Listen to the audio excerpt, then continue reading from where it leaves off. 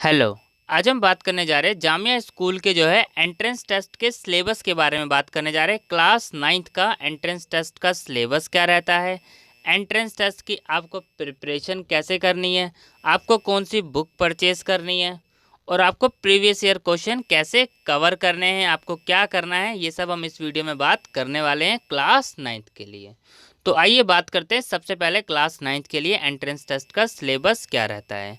और एक और चीज़ बात कर लेते हैं, क्लास नाइन्थ का जो एंट्रेंस टेस्ट का पेपर होता है वो कौन सी लैंग्वेज में आता है, ये सबसे ज़्यादा बच्चों को डाउट होता है। तो क्लास नाइन्थ का जो एंट्रेंस टेस्ट का पेपर होता है वो आता है हिंदी में भी, इंग्लिश में भी और उर्दू लैंग्वेज में भी। ठीक है, तो ये आपको डाउट नहीं होना चाहिए कि क्या क्लास नाइन्थ का पेपर खाली सिर्फ इंग्लिश में आता है या फिर हिंदी में या फिर उर्दू में। तो जो क्लास नाइन्थ का एंट्रेंस टेस्ट का पेपर है वो तीनों लैंग्वेज में आता है। ठीक है, तो ये डाउट आपको नहीं होना चाहिए। आइए अब बात करते हैं, सबसे पहले हम सिलेबस देखते हैं, फिर डिटेल सिलेबस देखते हैं। तो जो क्लास नाइन्थ का एंट्रेंस टेस्ट का सिलेबस है वो 4 पार्ट में डिवाइडेड है। इंग्लिश, जिससे आपको जो है 25 क्वेश्चन पूछे जाते हैं, मैथ से 30 क्वेश्चन, साइंस से 25 क्वेश्चन और सोशल साइंस से 20 क्वेश्चंस पूछे जाते हैं। तो टोटल जो एमसीक्यू क्वेश्चन आते हैं वो आते हैं 100 एमसीक्यू क्वेश्चन जो है एग्जाम में पूछे जाते हैं। तो आइए देखते हैं एंट्रेंस टेस्ट का सिलेबस क्या रहता है। तो देखो, अगर हम बात करें सिलेबस एडमिशन टेस्ट का बेस ऑन एनसीईआरटी सिलेबस, तो ये चीज़ आपको सबसे पहले याद रखनी है। एंट्रेंस टेस्ट की अगर आप क्लास नाइन्थ की प्रिपरेशन कर रहे हैं या स्कूल के किसी और भी एंट्रेंस की प्रिपरेशन कर रहे हैं तो आपको सिर्फ और सिर्फ एनसीईआरटी सिलेबस से ही प्रिपरेशन करनी है। तो हम इसमें बात कर रहे हैं सिर्फ क्लास नाइन्थ के बारे में। तो आइए हम देखते हैं जो क्लास नाइन्थ का सिलेबस क्या रहता है, उसके बाद हम एक एक करके बात करेंगे कि आपको कैसे प्रिपरेशन करनी है। ठीक है, तो ये हमारा जो है क्लास नाइन्थ का आ गया एंट्रेंस टेस्ट का सिलेबस। ठीक है, तो देखिए क्लास नाइन्थ का एंट्रेंस टेस्ट का सिलेबस, सबसे पहले इंग्लिश था।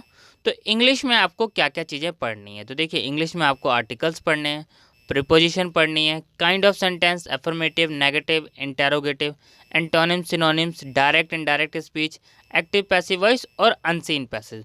तो इंग्लिश में तो देखिए आपको ये इतना सारा पढ़ना है।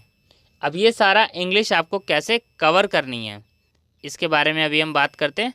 आइए नेक्स्ट देखते हैं सेकंड पार्ट, साइंस।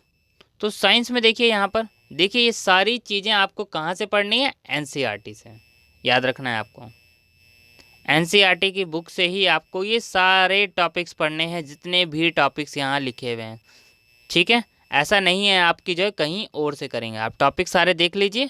अगर आप सिलेबस का स्क्रीनशॉट लेना चाहें स्क्रीनशॉट ले सकते हैं, बाकी आप टेलीग्राम पे पीडीएफ ऑलरेडी पहले से अपलोड है तो आप वहाँ भी देख सकते हैं। मैं पीडीएफ अभी अगेन भी अपलोड कर दूँगा ताकि आप लोगों को कोई प्रॉब्लम ना आए। ये मैथमेटिक्स, मैथमेटिक्स में देखिए rational number, linear equation in one variable, understanding quadrilateral, data handling, square and square roots, cubes and cube root. ये चीज़ आपको याद रखनी है, आपको एनसीईआरटी से ही पढ़ना है। ठीक है, मेंसुरेशन, एक्सपोनेंट एंड पावर और last is playing with number, 15 chapter है। नेक्स्ट देख लेते हैं हम सोशल साइंस। सोशल साइंस में आपको पता ही है हिस्ट्री, ये सारे टॉपिक्स आपको देखने हैं हिस्ट्री के, हिस्ट्री, जियो और सिविक्स। ठीक है, तो ये तो था हमारा जो है एंट्रेंस टेस्ट का सिलेबस। सिविक्स में आप देख सकते हैं Indian constitution, understanding secularism, why do we need a parliament, understanding law judiciary, understanding our criminal justice system, understanding marginalisation. तो ये सारे जो है टॉपिक है, law of social justice, public facility, confronting marginalisation. तो ये सारे जो टॉपिक्स हैं आपके एंट्रेंस टेस्ट के सिलेबस के हैं। अब सबसे पहले आपको प्रिपरेशन कैसे करनी है, फर्स्ट नंबर पे मैं आप लोगों को बोलूँ, सबसे पहले आपको करने हैं प्रीवियस ईयर क्वेश्चन पेपर। ठीक है, क्योंकि आप क्लास नाइन्थ की एंट्रेंस की टेस्ट की प्रिपरेशन कर रहे हैं तो अभी तक आप जो है सिलेबस, एनसीईआरटी ये सब तो पढ़ चुके होंगे। तो सबसे पहले आपको प्रीवियस ईयर क्वेश्चन कवर करने हैं, आपको चेक करना है आपको उसके में से कितने क्वेश्चंस आते हैं, क्या आपको उस तरीके के क्वेश्चन आते हैं जिस तरीके से क्वेश्चन जो है एग्जाम में पूछे जा रहे हैं। अब ये बच्चों को डाउट होता है क्या सिलेबस के बाहर से भी कुछ क्वेश्चन आते हैं, तो आपको सिर्फ सिलेबस करना है कवर। याद रखना है आपको एनसीईआरटी बुक से करनी है सबसे पहला काम। ठीक है, तो सबसे पहले आप क्या करने वाले हैं, प्रीवियस ईयर क्वेश्चन कोशिश कीजिएगा 3 से 4 साल के जो है पेपर कवर कर लीजिएगा। 2 साल के पेपर जो है चैनल पे ऑलरेडी अपलोड है तो आप वो देख सकते हैं। ठीक है, बाकी के भी जल्द से जल्द अपलोड कर दिए जाएंगे ताकि आप लोगों को कोई प्रॉब्लम ना आए। ठीक है, तो फर्स्ट पॉइंट आपको क्लियर हो गया कि आपको सबसे पहले जो करने हैं वो करने हैं previous year question. Second number पे आपको क्या करना है, आप एनसीईआरटी बुक अगर कर लेंगे तो उसके बाद आप कोई भी एक गाइड परचेस कर लीजिएगा, या तो शफीक गाइड परचेस कर लीजिएगा या फिर कॉन्सेप्टम की परचेस कर लीजिएगा। दोनों में से कम कोई भी एक बुक ज़रूर परचेस कर लीजिएगा। उसमें आपको जो है पेपर्स भी मिल जाएंगे, थोड़े से पुराने पेपर्स भी आपको उसमें जो है मिल जाएंगे प्रैक्टिस करने को। आपको प्रैक्टिस के लिए एमसीक्यू क्वेश्चन मिल जाएंगे, क्योंकि आप एंट्रेंस की प्रिपरेशन कर रहे हैं तो आपने एमसीक्यू क्वेश्चन अभी तक दिए नहीं होंगे, तो उससे आपकी एमसीक्यू प्रैक्टिस अच्छी हो जाएगी और आप उसमें से जो है टॉपिक्स भी सारे पढ़ पाएंगे। ठीक है, सेकंड नंबर पे आपको ये चीज़ करना है।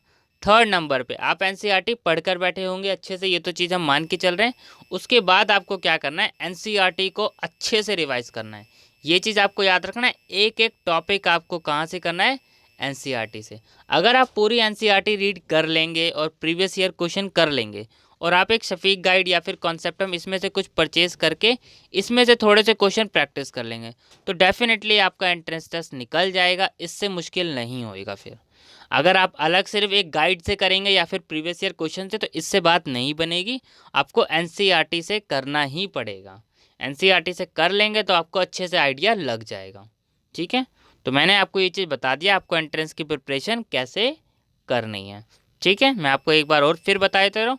सबसे पहले आप प्रीवियस ईयर क्वेश्चन पेपर करेंगे, आप जल्द से जल्द करेंगे क्योंकि एंट्रेंस के लिए टाइम आपके पास अब नहीं बचा है। जब आप प्रीवियस ईयर क्वेश्चन कर लेंगे तो आपको, अगर एनसीईआरटी रीड करके बैठे हैं तो आप सीधा जो है एक गाइड परचेज कर लीजिएगा, मैंने आपको बता दिया कॉन्सेप्टम या फिर शफीक गाइड, आप उससे फटाफट प्रैक्टिस कीजिएगा और फिर एनसीईआरटी बुक आपको अच्छे से सारी रीड करनी है और साथ साथ प्रीवियस ईयर क्वेश्चन पेपर भी आपको रिवाइज करते हुए चलने हैं।